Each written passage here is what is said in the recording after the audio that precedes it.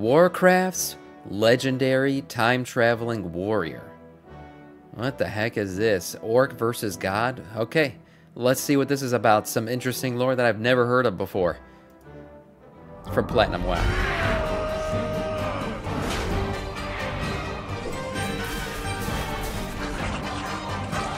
What the hell?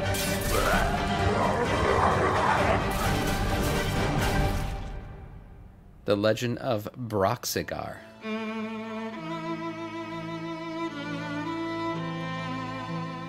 The story of Broxigar, the orc that fought Sargeras, begins with shame. Broxigar Sarfang is an orc warrior who fought in the First, Second, and now Third War. During the Third War, he was ordered to protect a mountain pass with his fellow warriors. But when he was the last remaining one alive, he felt like a coward. Stripped of an honorable death, right? No honorable death. Betrayed his fellow warriors. You know, it's kind of weird. Broxigar has almost the exact same arc to his story as his brother Varrock Sarfang in the Battle for Azeroth. What the shit? He's a Sourfang. Okay, so that's his brother. Oh damn, I didn't know that. Oh, Fun Viking, you watched this before? So that's Sourfang's brother. What is it with the Sourfangs? They can't have honorable deaths. What's up with that? They have trouble dying? Expansion. It's the same story. In 2019. It was just that Broxigar's story was told in a trilogy of books called The War of the Ancients, 15 years earlier in 2004. Nah, I just know the lore. And while Broxigar was reeling in shame, his war chief commanded him to investigate some strange anomaly in the Stone Talon Mountains, which was sensed by the Horde shamans. Broxigar goes to travel there with his friend, Gascal, and when they enter the mountain range, things are already looking suspicious.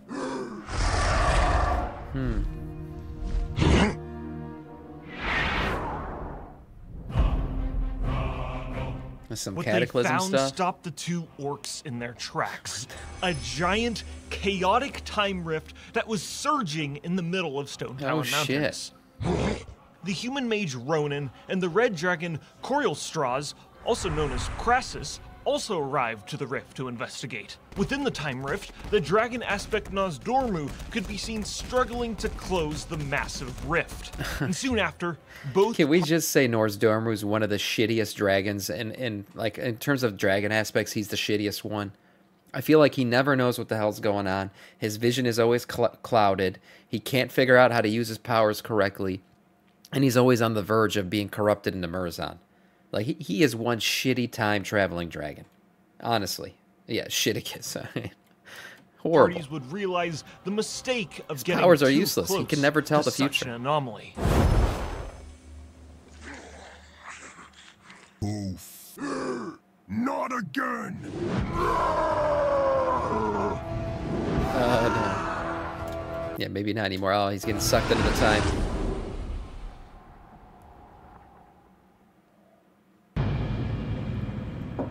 $10,000 years ago.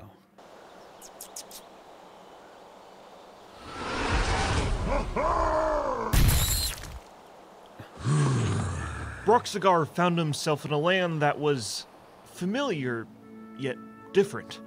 The orc warrior wasn't really sure where he was or what was going on, but he knew he needed to find answers and report all this information back to his war chief.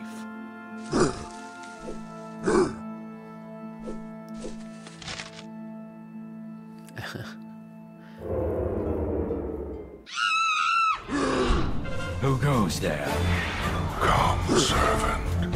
We have a realm to destroy. Captain Scaros, thank you for the follow, man. Welcome to our Scourge.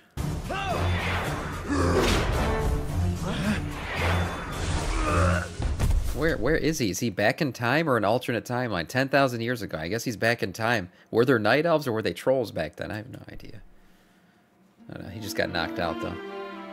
Ooh, Suramar.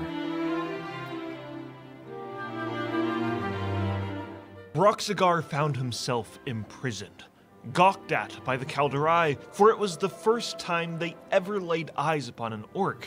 Since he traveled back 10,000 years in the past, he before truly the opening was of the only gate. orc on the planet. Yeah. From afar, Tyrande Whisperwind, priestess of Elune, watched in disgust at how they treated the orc. She approached the cage, offering the warrior more food and water, and Tyrande? he explained who he was. He was Broxigar Sarfang, orcish warrior originally from Draenor, a part of the Horde and sent by War Chief Thrall. What? This was all just a bunch of gibberish to Tyrande at the time. He tried the question further, but so he would be the only orc to ever exist at this point because they haven't come through the gate yet. Broxigar was tired of this interrogation and attempted to hand the bowl back to the priestess. Oh, Tyrande, watch out! Illidan, Arcanus' close friend and obnoxiously in love with Tyrande. Oh no! This is the Simpidin version of Illidan. You know, this is when he was simping over Tyrande all the time. Oh. A bolt of arcane. He wasn't the badass yet that he is today. Energy at the orc. He thought that he was about to attack his beloved priestess. Tyrande was pissed, explaining that Broxigar would not hurt her, and in an act of kindness, she healed his injured hand. Broxigar respected Tyrande greatly for this, calling her an honorable shaman, because that is the only type of magic user he could really relate her to. And then they left. Broxigar Sarfang was stuck in his prison, biding his time and praying to the gods that he did not die here and would be granted one last glorious battle. These poor Sourfangs, man. So during this time, Kaldorai's society was at its tipping point. Queen Azshara had made a devious pact with the demon lord Sargeras, and her aristocratic highborn followers prepared to use the Well of Eternity, a giant font of power, as a portal to summon him to the world of Azeroth. Right. But at this point, this was only rumors. There was no way our beloved queen would do something like this. Well, Malfurion, twin brother of Illidan and partner of Tyrande, was suspicious. Within the Emerald Dream, he could sense the Highborn meddling with dark magic, and he knew something was about to happen. He just wasn't sure what. When Tyrande came to him and explained Broxigar's story, he felt compelled to free the orc from his imprisonment, as he might be vital to uncovering the truth behind this Highborn conspiracy. Tyrande, Malfurion, and Illidan free Broxigar from his imprisonment. Okay. And Malfurion and Broxigar escape the city on panther mounts, to a place where Broxigar would be safe. See, Malfurion was clearly the more level-headed one back then. Illidan was just, he was just off the cuff.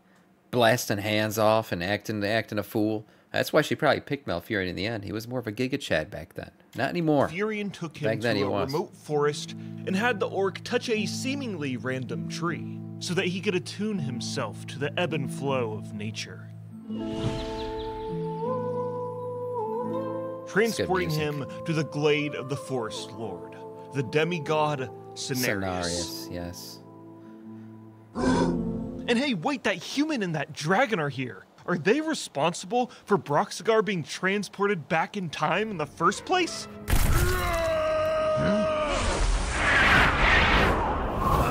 Hey, you mortal f***ers. No fighting in my glade.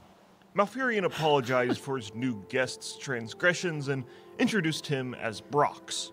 Just Brox. Just Brox, Only Tyrande earned the respect to call him by his full name. But before they could figure out why these time-traveling adventurers were here and how it all falls into the puzzle of the Highborn conspiracy, they were under attack. Demons! How the hell Suddenly, did the demons know? Hordes of fell beasts appeared. How did the Legion know they were here? What the hell? Maybe I have no idea.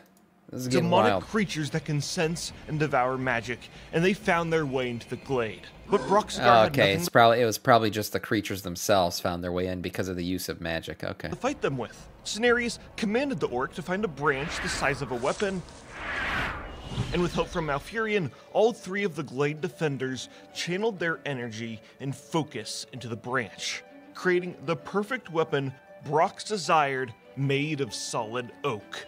What? It was the perfect axe. This is a badass weapon. Is this thing lootable in game? An axe made of oak? Can we actually get this thing? Does anybody know? Is this thing lootable? Holy shit! It actually looks cool too in this animation. Balanced, lightweight, and sharper than any weapon forged by a mortal. It was the Axe of Cenarius. The Axe of And with it, Cenarius. armies of demons would fall in Brox's wake.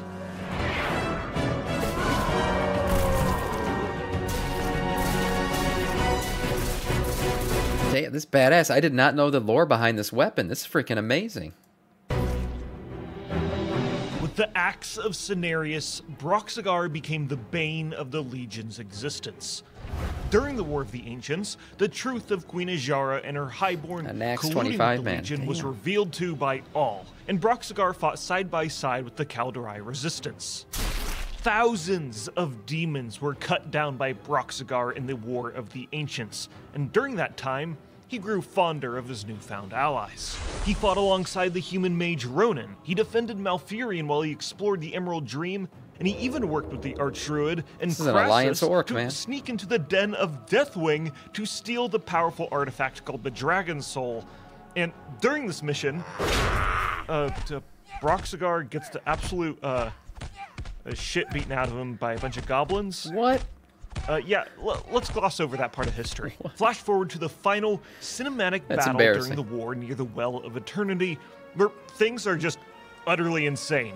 You got armies of demons pouring out of the portal, demigods fighting and dying in the name of Azeroth, every race on the planet uniting to fight back this invasion. Dragons they're just flying around everywhere. It's crazy. Broxigar was strong, but at the end of the day, he was just a warrior who, quite frankly, was not particularly useful in a war like this.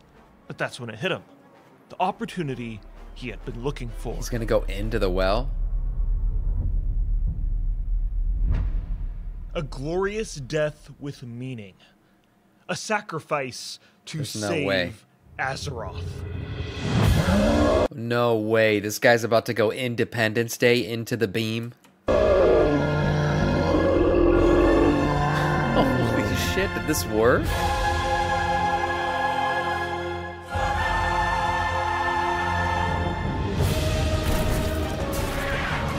He went through the... No way.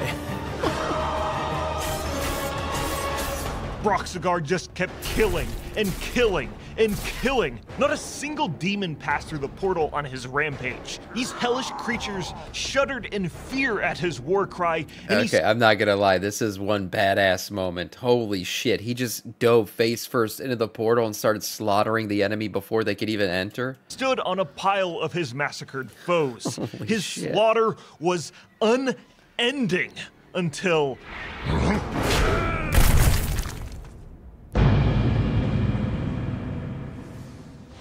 In order to do this scene justice, I'm going to quote directly from the book. Okay. Such a pity. Despite the words, there was certainly no pity in the terrible voice thundering in his head. A vast shadow blanketed the orc. Such a pity to waste such a delicious ability for carnage. With a strained roar, Broxigar managed to right himself. The axe came spinning around. A resounding bellow of outrage deafened the injured warrior.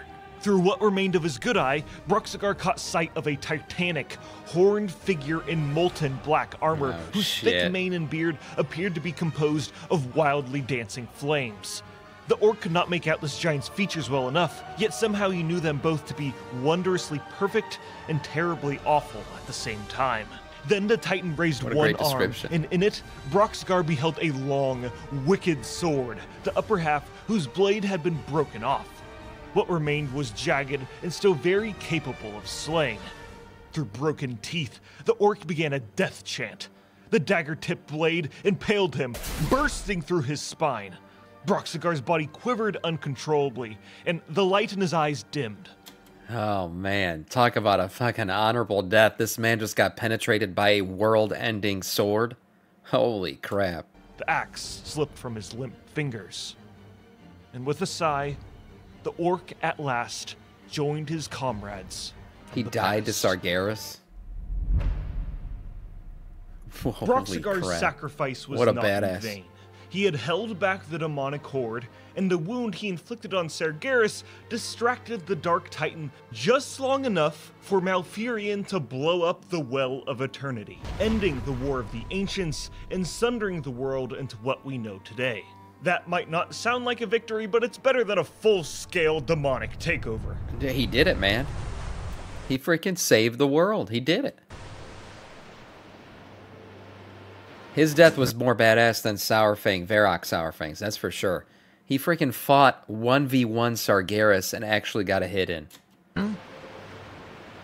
Somehow, someway, Broxigar's axe washed upon the shores, and Ronan gave it to Corielstraws, who returned back to the modern day and disguised himself as an orc shaman and took the axe to War Chief Thrall in Orgrimmar. He told the War Chief that they should sing songs about Broxigar the Red's achievements, how he slayed countless demons, sacrificed himself for the greater good, saved the entire world, and wounded the Dark Titan Sargeras. Thrall was taken aback, but before he could question this strange orcish shaman further, he had disappeared. So did the axe end up in Naxxramas? I'm confused. Where is this axe? Within orcish culture, there are prestigious shout songs called the Loch Vanods, which praise the achievements of fallen warriors, and Broxigar the Red was more than deserving of such an honor. The Night Elves also built an entire orcish statue to honor Broxigar the Red. And what? Brox has barely shown up. Was that statue in Dalaran? Or not? Yeah, was it in Dalaran? It's gone now, but shit. That's pretty cool. Or has really been mentioned in all of World of Warcraft's history. Certain characters, like his brother, mention him in passing, and he does show up in a flashback scene in Legion covering Illidan's story. It's weird though, because during these quests, he's super nice to Illidan, despite in the book, both of them being pretty staunch rivals. Also in Legion, when players travel to Argus, the Krokul there say that they witnessed Broxigar's last stand, and had erected a shrine adorned with his boots, shoulder pad, and necklace. Oh shit, that's really cool. And finally, his Star Wars Jedi ghost appears in the Orcish Heritage Armor questline. Broxigar's weapon, the Axe of Cenarius, was later given to his half-niece Thura, who used the axe to help free Malfurion from the Emerald Nightmare in the Stormrage novel. And it's not something that any players have. Oh, it's equipped by an NPC. That's sad. Only actually show up in-game 13 years later in the Dragonflight expansion. I'll be honest, this thing sounds like it's worthy of a Legion legendary. I can't believe this thing was not used in Legion. And I must say, it literally wounded Sargeras. How is this not like a Warrior Legion legendary? Absolute crime that this axe was not made an artifact weapon in Legion. Yeah, exactly. I mean, I meant to say artifact weapon. Yeah, this thing is freaking... What a great backstory. I have no idea how that didn't happen. But I digress. Broxigar is such an over-the-top, ridiculously badass character whose legacy was probably totally unknown to any casual fans of the Warcraft universe. This might be by design. You know, Broxigar's... Wait, he just called me a casual? I think he did. Shit. Very cool. I didn't know about this guy. He's very badass. But he's like really, really, really strong for being just an orc with a cool axe. He's not empowered or anything. He's just an orc, and he's got a really well-made axe, and that's pretty much it. But now, hopefully, you understand. His axe reminds me of Stormbreaker because it's literally made of like oak and shit and wood, wrapped in metal. It's such a badass axe, man. What a miss on Blizzard's part to not make this one of the Legion artifacts. Glorious legacy. Except for that time he got his ass beaten by goblins. Yeah, that part was kind of embarrassing. Damn, what a great video. That was unexpected. I did not know any of this lore. What a badass orc. And you guys know me, I play Alliance, but holy shit, I mean, this guy's like, I love King Varian, you know, God rest his soul, but what a badass this guy is. I mean, he's on that level where, like, he literally charged into the Legion. Head first. Suicidal. Died at the hands of Sargeras. The same blade that's plunged into our planet right now, plunged through his spine. Damn. What a glorious death indeed. What a badass. Great video from Platinum WoW, man. I love these things.